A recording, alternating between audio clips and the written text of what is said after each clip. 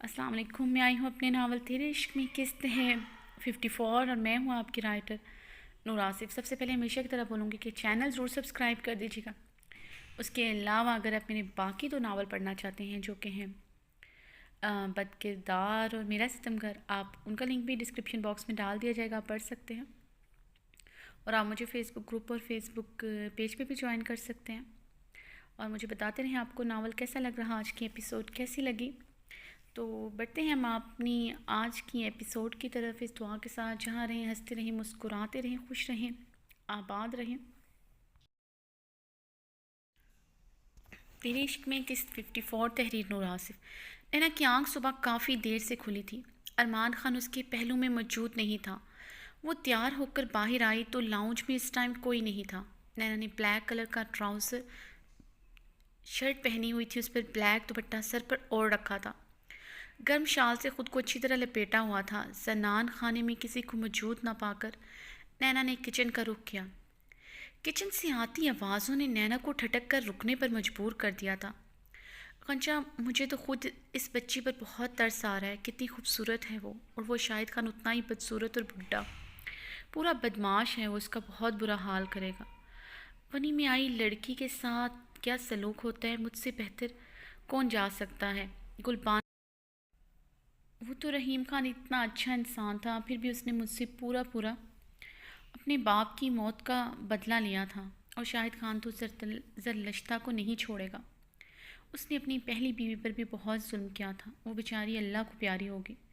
मुझे तो ज़रलश्ता पर बहुत तरस आ रहा है, गुलबानो गंशा से बड़े दुख और कर्ब से कह रही थी।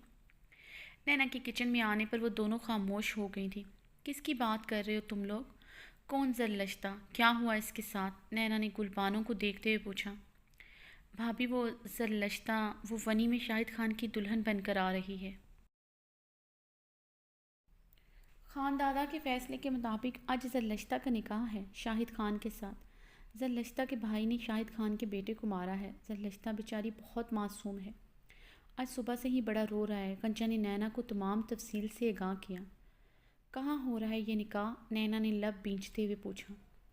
भाभी, मर्दान खाने में, सब उधर ही मौजूद हैं। बेचारी सिर्फ 15 साल का है और शाहिद खान 50 साल का। वंचा एक दफ़ा फिर से ज़रलश्ता पर अफसोस कर रही थी। नैना कुछ पल उधर खड़ी कुछ सोचती रही, फिर झटके से किचन से निकल गई। गुलबानो को कुछ अनहोनी का एहसास हुआ था। वो नैना को जानती थी कि वो कैसी है। उसके चेहरे के उतार चढ़ाव गुलबानो को बहुत कुछ समझा चुके थे। गुलबानो हवास बाख्ता नैना के पीछे गई थी, जो मर्दान खाने की तरफ जा रही थी। भाभी, आप कहाँ जा रही हैं? गुलबानो ने सरासीमगी से पूछा। मैं ये जुल्म नहीं होने दूंगी, मैं ये निकाह नहीं होने दूंगी। खानदादा को अपना फ़ैसला बदलना पड़ेगा, नैना ने सपाट लहजे में कहते हुए अपने कदम मर्दान खाने की तरफ बढ़ाए थे। भाभी, खुदा का वास्ता है, मर्दान खाने में मत जाएं। इधर उधर बहुत से मर्द हैं, और आप ऐसे गई तो बहुत बुरा हो जाएगा। छोटे खान बहुत गुस्सा करेंगे, बल्कि बहुत बुरी सज़ा मिलेगी आपको। ये इधर की रवायात हैं। ज़रलश्ता वनी में आ रही है, उसके माँ बाप राज़ी हैं, आप ये सब कुछ रोक नहीं सकती। गुलबानो नैना के आगे हाथ जोड़ते हुए बोली। गुलबानो, कुछ भी हो जाए, मैं अपने सामने जुल्म होता नहीं देख सकती। चाहे कुछ भी हो जाए, मैं ये निकाह रोकूंगी। खानदादा को अपना फ़ैसला बदलना पड़ेगा, नैना ने अटल लहजे में कहते हुए अपने कदम मर्दान खाने की तरफ बढ़ाए। गुलबानो जल्दी से अबकीना खनम के कमरे की तरफ भागी थी। नैना ने मर्दान खाने में कदम रखा तो सामने ही एक लड़की बड़ी सी चादर में छुपाए कांपते वजूद के साथ सिटिंग एरिया में बैठी थी। डर, खौफ और बेबसी उसके चेहरे पर छाई हुई थी। वहाँ उस लड़की के अलावा कोई नहीं था। बाकी सब मर्दान खाने की बड़ी सी बैठक में मौजूद थे। नैना उस लड़की की तरफ बढ़ी। वो नैना को देखते हुए अपनी जगह से उठी थी। तुम्हारा नाम ज़रलश्ता है? नैना ने नरमी से उसका हाथ थामते हुए पूछा तो उसने इस बात में सर हिलाया था। तुम डर क्यों रही हो? नैना ने उसके बदन की कपकपाहट को देखते हुए पूछा। मुझे उससे बहुत डर लगता है, वो कांपते लहजे में बोली। किससे डर लगता है? नैना ने इस बार भी नरमी से पूछा था। नैना को उस लड़की पर बहुत तरस आ रहा था। वो वाकई में बहुत मासूम और हसीन थी। वो शाहिद खान से, वो अपनी पहली बीवी को भी बहुत मारता था। वो मुझे भी मार देगा। زلشتہ ڈرتے ہوئے بولی، وہ تمہیں نہیں مارے گا کیونکہ میں یہ نکاح نہیں ہونے دوں گی، تم ڈرو مت۔ نینا نے کہتے ہوئے اپنے قدم مردان خانے کی بیٹھک کی طرف بڑھائے تھے۔ نینا نے بیٹھک کا بھاری دروازہ کھیلتے ہوئے اپنے قدم اندر رکھے تو سب بے یقینی سے نینا کو دیکھ رہے تھے۔ خان دادا کا رنگ غصے سے سرخ پڑا تھا۔ یہی حال سکندر خان اور ارتضیٰ خان کا تھا، اور جو باقی مرد تھے وہ حیرت سے آج پہلی دفعہ مردان خانے میں کسی عورت کو دیکھ رہے تھے۔ انہیں پتہ نہیں تھا یہ کون ہے، مگر خان دادا اور سب کے چہرے پر پھیلی سرخی اور غضب دیکھ کر اندازہ لگایا جا سکتا تھا کہ اس کا تعلق حویلی سے ہی ہے۔ وہاں کھڑے ملازموں اور باقی مرد حضرات نے احتراماً نظریں جھکا لی تھیں۔ آپ لوگ یہاں سب نکاح کرنے کے لیے جمع ہوئے ہیں، مگر یہ نکاح نہیں ہو سکتا کیونکہ قانونی لحاظ سے زلشتہ ابھی بالغ نہیں ہے۔ اس کا نکاح کرنا قانونی طور پر جرم ہے اور میں ایسا نہیں ہونے دوں گی۔ نینا کی مضبوط آواز حویلی کے مردان خانے میں گونجی تو سب کو جیسے سانپ سونگھ گیا تھا۔ خان دادا نے اپنے ملازم کو اشارہ کیا۔ اس نے سب کو جانے کا حکم دیا۔ زلشتہ کو آپ لوگ یہاں سے نہیں لے کر جا سکتے، وہ اس وقت حویلی کے زنان خانے میں موجود ہے۔ نہ وہ آپ لوگوں کے ساتھ جائے گی اور نہ میں اسے جانے دوں گی۔ نینا نے سب کو اٹھتے دیکھ کر سپاٹ انداز میں زلشتہ کے بارے میں آگاہ کیا تھا۔ زلشتہ کے باپ نے ایک نظر خان دادا کو دیکھا تھا۔ خان دادا کے اشارے پر وہ خاموشی سے وہاں سے چلا گیا۔ سب کے جانے کے بعد خان دادا اپنے صوفے سے اٹھ کر کھڑے ہوئے تھے۔ تمہاری ہمت کیسی ہوئی یہاں حویلی کے مردان خانے میں آنے کی اور ہمارے فیصلے کے آگے بولنے کی؟ خان دادا غیظ و غضب کی کیفیت میں حلق کے بل چلائے تھے کہ حویلی کے مردان خانے کے در و دیوار تک لرز اٹھے تھے۔ حویلی میں موجود تمام خواتین بھی خان دادا کے خوف سے لرز اٹھی تھیں۔ خان دادا کو آج سے پہلے کسی نے اتنے غصے میں نہیں دیکھا تھا۔ سکندر خان اور ارتضیٰ خان کا بس نہیں چل رہا تھا وہ نینا کو جان سے مار ڈالیں۔ یہاں مردان خانے میں اس لیے آئی ہوں تاکہ آپ کو ایک غلط فیصلہ کرنے سے روکوں، کسی بے گناہ کی زندگی برباد کرنے سے روکوں۔ آپ نے دیکھا ہے زلشتہ کو، وہ کتنی معصوم ہے اور کم عمر ہے، اور وہ شاہد خان اس کے لائق نہیں ہے۔ آپ نے زلشتہ کو بنا کسی جرم کے موت سے بھی بدتر سزا سنائی ہے اور آپ کے پاس کوئی حق نہیں ہے کہ آپ ایک بے گناہ کو سزا دیں۔ نینا بے خوف لہجے میں بولی تو ارتضیٰ خان طیش کے عالم میں نینا کی طرف بڑھا تھا۔ خان دادا نے ہاتھ کے اشارے سے ارتضیٰ خان کو روکا تھا، ورنہ ان کا خود کا دل کیا تھا اپنی بندوق کی تمام گولیاں نینا کے وجود کے آر پار کر دیں، مگر وہ ارمان خان کی وجہ سے خاموش ہو گئے تھے کیونکہ وہ اتنا تو جان چکے تھے۔ نینا کی دیدہ دلیری اور بے خوف لہجے کے پیچھے ارمان خان کا ہاتھ تھا۔ اگر ارمان نے نینا کو اچھی طرح سمجھایا ہوتا تو آج نینا کی ہمت نہ ہوتی یوں بے پردگی میں مردان خانے میں آنے کی اور ان کے فیصلے کے آگے سر اٹھانے کی۔ یقیناً اس لڑکی میں ان کے پوتے کی جان تھی اور ان کے پوتے میں ان کی جان تھی۔ ارمان خان زمینوں کے سلسلے میں صبح سے ہی حویلی میں موجود نہیں تھا۔ ابھی بھی حویلی میں داخل ہوا تو مردان خانے میں نینا کی گونجتی آواز پر اس کے قدموں کو جیسے زمین نے ہی جکڑ لیا تھا۔ ارمان خان بے یقین ہوا تھا، اسے اپنے کانوں پر یقین نہیں آ رہا تھا۔ باہر جو ملازم نظریں جھکائے مؤدب انداز میں کھڑے تھے، ارمان خان کو اپنا سر ان لوگوں کے آگے شرم سے جھکتا ہوا محسوس ہوا تھا۔ نینا کی دبنگ اور اونچی آواز پوری حویلی میں گونج رہی تھی اور ارمان خان سرخ چہرے کے ساتھ غیظ و غضب سے بیٹھک کا دروازہ کھولتے اندر داخل ہوا، جہاں نینا بے خوف و خطر خان دادا کی آنکھوں میں آنکھیں ڈال کر کھڑی تھی۔ ارتضیٰ خان اور سکندر خان کی غسیلی نگاہ سے ارمان خان نے اپنی نظریں چرائی تھیں۔ ارمان کو دیکھ کر نینا کے چہرے پر ایک پل کے لیے خوف لہرایا تھا، مگر دوسرے پل خود پر قابو پایا۔ چلو یہاں سے، ارمان خان نے سرخ چہرے کے ساتھ ضبط کی انتہا پر پھولتی رگوں کے ساتھ نینا سے کہا۔ میں یہاں سے نہیں جاؤں گی مسٹر خان، پہلے خان دادا کو اپنا فیصلہ بدلنا پڑے گا۔ میں کسی بھی حال میں خان دادا کے غلط فیصلوں پر زلشتہ کی زندگی برباد نہیں ہونے دوں گی۔ نینا ارمان خان کی لال انگارہ آنکھوں سے نظریں چراتے ہوئے بے خوف لہجے میں بولی۔ بس بہت ہو گیا، بہت سن لی تمہاری بکواس، تمہاری ہمت بھی کیسے ہوئی خان دادا کے فیصلوں کو غلط کہنے کی؟ اتسا خان اشتعال کی کیفیت میں نینا کی طرف بڑھے تھے کہ ارمان نینا کے آگے آیا تھا۔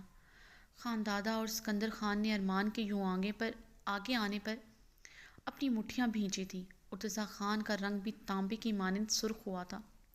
ارمان خان زادہ، یہ تمہاری ڈھیل کا نتیجہ ہے۔ یہ لڑکی نے آج بھرے جرگے میں ہمیں بے عزت کر دیا۔ جو لوگ ہمارے سامنے سر نہیں اٹھا سکتے تھے، خان دادا کے کسی فیصلے کے آگے انحراف نہیں کر سکتے تھے، تمہاری بیوی نے سب کے سامنے خان دادا کے فیصلے پر سوال اٹھایا ہے اور یوں بے پردہ سب کے سامنے آئی ہے۔ انہوں نے آج تک ہمارے گھر کی عورتوں کو نہیں دیکھا، مگر تمہاری بیوی کو یہاں موجود ملازموں سے لے کر جرگے میں موجود ہر مرد دیکھ چکا ہے۔ ارتضیٰ خان دھاڑے تو ارمان خان نے نینا پر سرخ انگارہ آنکھیں گاڑتے ہوئے اپنی مٹھی بھینچی تھی۔ خان دادا خاموشی سے ارمان خان کو دیکھ رہے تھے، جو ابھی بھی سب کچھ خاموش کھڑا سن رہا تھا، ورنہ انہیں تو لگا تھا ارمان آج نینا کے یہ سب کرنے پر اسے سب کے سامنے اچھی خاصی سزا دے گا، تاکہ وہ ایسا آئندہ کرنے کا سوچ بھی نہ سکے۔ مگر وہ تو نینا کے آگے سیسا پلائی دیوار بن کر کھڑا تھا۔ میں اسے سمجھا دوں گا، آئندہ یہ ایسا نہیں کرے گی۔ ارمان خان نے نینا کا ہاتھ اپنی گرفت میں لیا تو نینا نے ایک جھٹکے سے چھڑایا تھا۔ مسٹر خان، آپ مجھے کیا سمجھائیں گے؟ اگر ہمت ہے تو عطا اللہ خان کے فیصلوں کے آگے کھڑے ہو کر انہیں روکیں، تب مانوں گی۔ آپ ایک خانزادہ فیملی سے ہیں، نینا تیش میں چلائی تھی۔ نینا! ارمان نے اپنا ہاتھ نینا کو مارنے کے لیے اٹھایا تھا اور پھر سب سے آنکھیں میچتے ہوئے اس کی مٹھی بنا کر اپنے پہلو میں گرایا اور نینا کو کلائی سے پکڑ کر گھسیٹتے ہوئے وہاں سے لے گیا۔ ارمان خان نینا کو گھسیٹتے ہوئے کمرے میں لا کر بیڈ پر اتنی زور سے پٹکا تھا کہ نینا کی کمر زور سے سائڈ ٹیبل کے کونے سے لگی تھی۔ درد کی شدید لہر نینا کو اپنی پورے وجود میں سرایت کرتی ہوئی محسوس ہوئی۔ نینا ابھی سنبھلی بھی نہیں تھی کہ ارمان خان زادہ نے اس کے بالوں پر اپنی وحشی گرفت جمائی تھی۔ منع کیا تھا تمہیں میں نے کہ تم مردان خانے میں نہیں جاؤ گی۔ ایسی کیا آفتاب آ پڑی تھی کہ تمہیں مردان خانے میں آنا پڑا؟ بولو، جواب دو۔ ارمان دھاڑا تھا۔ چھوڑیں مجھے مسٹر خان، نینا درد سے چلائی۔ نینا، میں شرم سے زمین میں گڑا جا رہا ہوں۔ آج تک حویلی کی کسی عورت کو کسی نے نہیں دیکھا، نہ ان کی آواز سنی ہے، اور تم یوں کھلے منہ کے ساتھ ان لوگوں کے سامنے تھی جو خان دادا کے سامنے سر نہیں اٹھا سکتے، ان کی بات کے خلاف نہیں جا سکتے۔ تم نے ان لوگوں کے سامنے یہ تماشا کیا۔ تم نے صرف میری بے عزتی ہی نہیں کی، خان دادا کی بھی بے عزتی کی ہے۔ دنیا میں سب سے زیادہ پیار خان دادا سے کرتا ہوں، ان کی بہت عزت کرتا ہوں۔ آج تم نے جو کیا اچھا نہیں کیا۔ تم نے یہ سب کر کے میری مردانگی پر سوال اٹھائے ہیں، مجھے میرے گھر والوں کے سامنے سر اٹھانے کے قابل نہیں چھوڑا۔ کیا سوچ رہے ہوں گے میرے بارے میں کہ میری بیوی، میری عزت کو میرا ذرا لحاظ نہیں، میرا ذرا ڈر نہیں ہے؟ ارمان خان کی آنکھیں زب سے سرخ انگارہ ہو رہی تھیں، اس کا بس نہیں چل رہا تھا وہ کیا کر ڈالے۔ مردانگی پہ حرف آیا ہے آپ کے، یعنی کہ غلط کو غلط کہنے سے حویلی کے مردوں کی مردانگی پر سوال اٹھتا ہے؟ ایک چھوٹی سی 15 سال کی بچی کو 50 سال کے آدمی کے ساتھ بیانے سے آپ لوگوں کی مردانگی پر سوال نہیں اٹھتا؟ آپ لوگوں کے غیر منصفانہ فیصلوں پر سوال نہیں اٹھتا؟ آپ کے خانزادہ خون پر سوال نہیں اٹھتا؟ نینا بیڈ سے اٹھ کر ارمان کے مقابل آئی تھی۔ یہ فیصلہ خان دادا کا نہیں، زلشتہ کے ماں باپ کا تھا۔ جب اس کے ماں باپ کو کوئی اعتراض نہیں تو تم کون ہوتی ہو اعتراض کرنے والی؟ ارمان نے لب بھینچتے ہوئے کہا۔ مسٹر خان، آپ اس گاؤں کے سردار ہیں، پوری آن بان شان کے ساتھ دستار آپ کے سر پر رکھی گئی تھی، اس لیے نہیں کہ آپ ظالمانہ فیصلوں پر خاموش ہو جائیں۔ اگر یہاں ونی کا قانون ہے تو آپ اسے ختم کریں، خون بہا میں عورتیں ہی کیوں جائیں؟ خون کے بدلے خون ہونا چاہیے یا پھر قانونی کارروائی۔ آپ نے بھی ریمل کو ونی میں نہیں جانے دیا تھا، تو زلشتہ کے لیے بھی آپ کو ہی فیصلہ کرنا پڑے گا۔ نینا آنکھوں میں آنسو لیے بولی تھی، وہ کسی بھی صورت میں زلشتہ کے ساتھ ناانصافی نہیں ہونے دینا چاہتی تھی۔ ریمل کے فیصلے میں نے خود کو پیش کیا تھا، مگر زلشتہ کے ماں باپ اپنے بیٹے کی قربانی نہیں دینا چاہتے۔ نینا، دور رہو اس معاملے سے، یہ یہاں کی روایات ہیں جسے تم نہیں بدل سکتی۔ یہ میری لاسٹ وارننگ ہے۔ آج میرا تم پر ہاتھ اٹھتا اٹھتا رہ گیا ہے، اگر آئندہ ایسا ہوا تو یہ ہاتھ رکے گا نہیں، سمجھی تم؟ ارمان نے سرد آواز میں نینا کو دھمکی دی تھی تو اٹھا لیتے ہاتھ جو مرد اپنی مردانگی دکھانے کے لیے اپنے باپ، چچا اور دادا کے سامنے اپنی عزت پر ہاتھ اٹھا سکتا ہے وہ مار بھی سکتا ہے۔ آپ نے جو اندر کیا نا میں کبھی نہیں بھولوں گی۔ آپ نے سب کے سامنے مجھے مارنے کے لیے ہاتھ اٹھایا۔ ہاتھ اٹھانا بھی ایک قسم کا مارنا ہوتا ہے۔ نینا ارمان خان کی آنکھوں میں دیکھتے ہوئے بھیگی آنکھوں سے زخمی سا مسکرائی تھی۔ جو تم نے کیا ہے اس کا احساس ہے تمہیں؟ تم نے جو کیا ہے نا آج اس کی سزا صرف ایک تھپڑ نہیں، بہت صفاقی پر مبنی تھی۔ شکر کرو خان دادا نے تمہیں وہ سزا نہیں سنائی۔ وہ میری وجہ سے خاموش ہو گئے ورنہ تمہاری نازک مزاجی برداشت نہ کر سکتی۔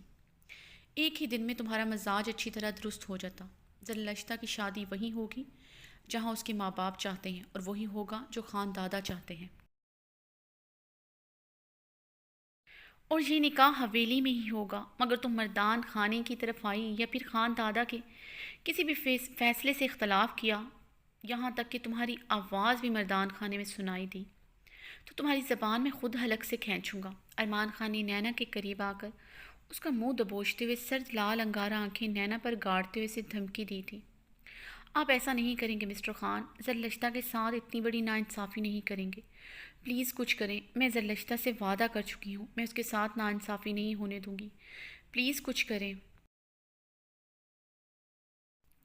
خان دادا آپ کی بات مانیں گے جو وہ ریمل کے معاملے میں آپ کی مان سکتے ہیں، ریمل کو شہر پڑھنے کی اجازت دے سکتے ہیں۔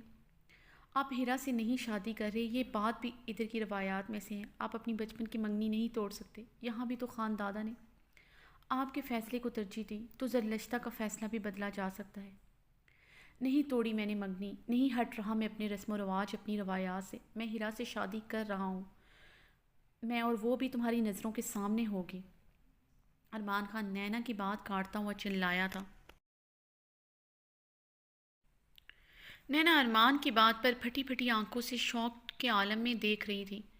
وہ کتنی پل کچھ بول بھی نہ سکی تھی۔ آپ مجھ سے اتنے دنوں سے جھوٹ بول رہے ہیں، آپ یہ شادی کریں گے؟ نینا نے سرسراتے الفاظ میں بے یقینی سے کہا۔ ہاں جھوٹ بول رہا تھا، اس بات کو جتنی مرضی قبول کر لو، جتنی مرضی جلد قبول کر لو تمہارے لیے بہتر ہوگا، ارمان خان نے سپاٹ لہجے میں کہا۔ نینا نے ارمان کا گریبان پکڑا تھا۔ اگر آپ یہ شادی کریں گے تو میں آپ کے ساتھ نہیں رہوں گی، میں ابھی اور اسی وقت اس حویلی سے جا رہی ہوں۔ نینا ارمان خان کا گریبان کھینچتے ہوئے چیخی تھی۔ تمہاری خام خیالی ہے کہ تم اب یہاں سے کہیں جا سکو گی، میں تمہیں ہمیشہ ہمیشہ کے لیے یہاں لایا ہوں، کبھی نہ واپس جانے کے لیے۔ اب تم ہمیشہ ہمیشہ یہاں رہو گی۔ ارمان نے ایک ہی جھٹکے میں اپنا گریبان چھڑوایا تھا۔ آپ میرے ساتھ ایسا نہیں کر سکتے، میں یہاں پر نہیں رہوں گی، دیکھتی ہوں آپ مجھے کیسے روکتے ہیں۔ نینا غصے سے بولتے ہوئے دروازے کی طرف بڑھی تھی جب ارمان نے اسے ایک ہی جھٹکے سے کلائی سے پکڑ کر بیڈ پر پٹکا تھا۔ یہ ارمان خان زادہ کی حویلی ہے، اس حویلی کی دیواریں بہت اونچی ہیں جنہیں تم اب چاہ کر بھی پھلانگ نہیں سکتی۔ اگر کبھی ایسی کوشش بھی کی تو تمہارے سینے کے آر پار گولیاں اتار دی جائیں گی۔ ارمان صفاقی سے بولتے ہوئے دھاڑا تھا اور غصے سے کمرے سے جانے لگا۔ نینا تیزی سے اٹھ کر ارمان خان کے راستے میں آئی تھی۔ کیوں کیا میرے ساتھ ایسا؟ مجھ سے محبت کے دعوے دار تھے نا، مجھ سے عشق کا دعویٰ کیا تھا، وہ سب جھوٹ تھا؟ نینا نے کرب سے بہتے آنسوؤں کے ساتھ سوال کیا۔ تم نے مجھے مجبور کیا کہ میں تمہیں یہاں لاؤں، تمہارے اسی پاگل پن نے مجھے مجبور کیا کہ میں تم سے جھوٹ بولوں۔ میرے پاس کوئی راستہ نہیں تھا۔ تمہیں مجھ سے زیادہ دوسروں پر یقین ہے، تمہارے نزدیک ہر انسان اچھا ہے، فرشتہ ہے وہ، پھر وہ چاہے رائمہ باسی ہو یا پھر باسط خان، یہاں تک کہ اس این جی او سے ریلیٹڈ ہر وہ انسان جسے تم بڑے دھڑلے سے ملاقاتیں کرتی رہی ہو، وہ تمہیں کسی بھی نظروں سے دیکھے تمہیں کبھی محسوس ہی نہیں ہوا، مگر میں جانتا ہوں مجھے اپنی عزت کیسے بچانی ہے، تمہاری حفاظت کیسے کرنی ہے۔ اب تم یہاں سے کہیں نہیں جاؤ گی، سمجھے تم؟ اب تم یہیں رہو گی۔ ارمان خان نے غصے سے کہتے ہوئے نینا کو دھکا دیا تو وہ دیوان پر جا گری تھی۔ ارمان دھاڑ سے دروازہ کھولتے ہوئے کمرے سے نکل گیا تھا۔ نینا بے بسی کے احساس سے پھوٹ پھوٹ کر روتی تھی۔ ایک ہفتہ ہونے کو آیا تھا۔ ارمان اور نینا میں بالکل بات چیت بند تھی۔ نینا اس دن کے بعد کمرے سے باہر نہیں نکلی تھی۔ ارمان کی ہدایت پر کھانا نینا کے کمرے میں پہنچایا جا رہا تھا۔ ارمان اس دن کے بعد کمرے میں نہیں آیا تھا۔ وہ زیادہ وقت مردان خانے میں یا ڈیرے پر گزار رہا تھا۔ نینا اوندے منہ بیڈ پر لیٹی رو رہی تھی۔ باہر بارش چل تھل برس رہی تھی اور اندر نینا کی آنکھوں سے آنسو بھی اتنی ہی روانگی سے جاری تھے۔ زخم اتنے ملے ہیں ہم گنے بھی تو کیسے، دل کے ٹکڑے ہوئے ہیں ہم چنے بھی کیسے۔ دل نے کچھ چاہا تھا اور کچھ ہو گیا ہے، میری پلکوں کا سپنا اب کہیں کھو گیا ہے۔ بجھ گئے سارے دیے اپنی پلکوں کے تلے، ساری امیدیں ہیں پیاسی۔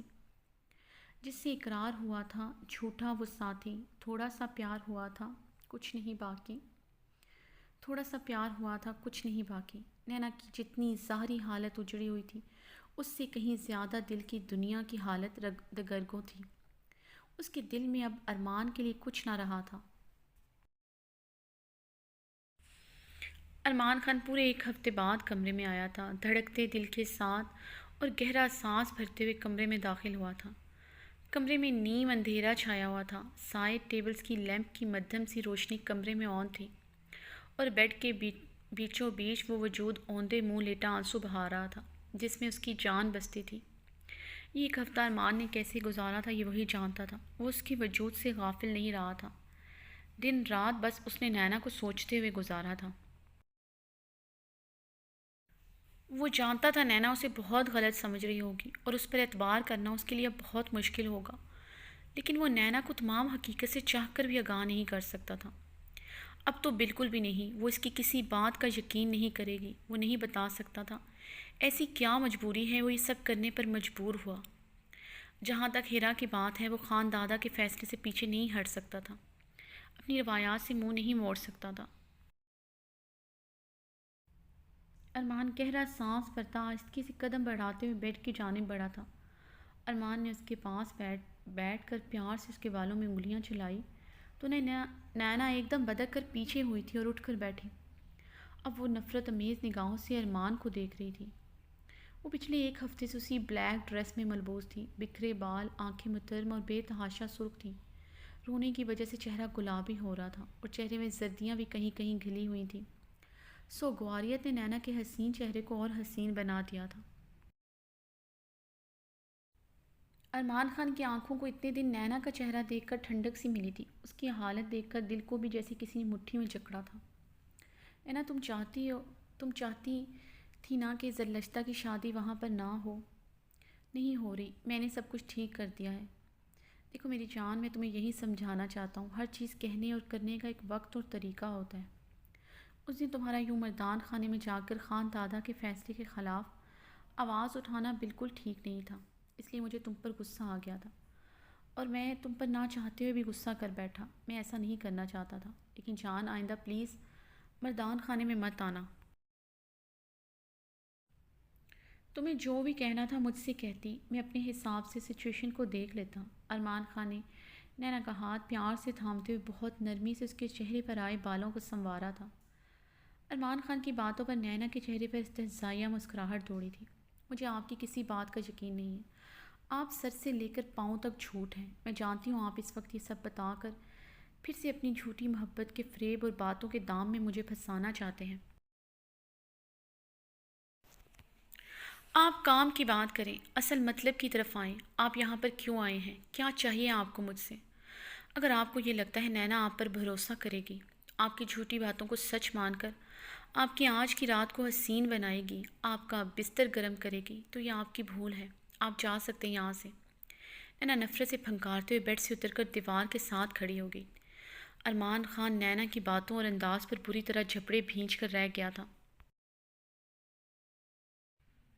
کیا چاہتی ہو تم؟ یہ سب کچھ کر کے کیا دکھانا چاہتی ہو؟ تم دنیا کی پہلی عورت ہو جس کا شوہر دوسری شادی کر رہا ہے، یا تم پہلی عورت ہو جسے اپنے شوہر کے مرضی کے مطابق رہنا پڑ رہا ہے؟ میں تم دونوں کے حقوق برابری کی سطح پر ادا کر سکتا ہوں، تو پھر یہ تماشا کرنے کا مقصد؟ ارمان خان نینا کی باتوں اور انداز پر جھنجھلا اٹھا تھا، اس لیے نہ چاہتے ہوئے اپنا لہجہ سخت کر بیٹھا۔ مجھے اب آپ سے کوئی حقوق نہیں چاہیے، مجھے آپ کے لمس، آپ کی باتوں سے نفرت ہے، آپ کے وجود سے گھن آتی ہے، مجھے اپنے آپ سے گھن آتی ہے کہ میں نے آپ پر اعتبار کیوں کیا۔ آپ نے کبھی مجھ سے پیار کیا ہی نہیں۔ مجھے حاصل کر کے آپ نے اپنی سو کالڈ انا اور مردانگی کو تسکین دی ہے۔ میں نے شادی سے پہلے آپ کو خود کے قریب نہیں آنے دیا، اس کا بدلہ لیا نا مجھ سے۔ میری حیثیت آپ کی زندگی میں ایک رکھیل سے کم نہیں۔ بس آپ نے مجھے اپنی رکھیل بنانے کے لیے نکاح جیسے پاک رشتے کو استعمال کیا، لیکن اب میں آپ کو خود کے وجود کے ساتھ اور کھیلنے نہیں دوں گی۔ اس بستر کی سلوٹیں اور بڑھانے نہیں دوں گی۔ نینا دیوار کے ساتھ لگی گراتے ہوئے بولی۔ ارمان خان کا دماغ نینا کی باتوں پر لمحوں میں گرم ہوا تھا۔ ارمان خان بجلی کی تیزی سے نینا کی طرف لپکا اور اس کی گردن کو اپنے ہاتھ سے دبوچا۔ کیا بکواس کی ہے تم نے؟ ہر بار تم اس پاک رشتے کو گالی کیسے دے سکتی ہو؟ بیوی ہو میری، عزت ہو میری، خود کے لیے اتنا گھٹیا لفظ استعمال کیسے کر سکتی ہو؟ ارمان خان کی آنکھوں میں سرخی لہو بن کر اتری تھی۔ ارمان خان نے نینا کی گردن پر اپنے ہاتھ کا دباؤ اس شدت سے بڑھایا کہ نینا کا رنگ خطرناک حد تک سرخ پڑا تھا، آنکھیں پھٹنے کے قریب تھیں۔ ارمان خان نے اسے چھوڑا تو نینا گلے پر ہاتھ رکھ کر بری طرح کھانسنے لگی تھی۔ ارمان خان اپنے بالوں پر ہاتھ پھیرتا اور خود کے غصے پر قابو پانے لگا۔ تم اس لائق ہی نہیں تم سے کوئی بات کی جائے۔ ارمان زہر خند الفاظ میں کہتا ایک زہریلی اور قہر بھری نظر نینا پر ڈالتا وہاں سے چلا گیا تھا۔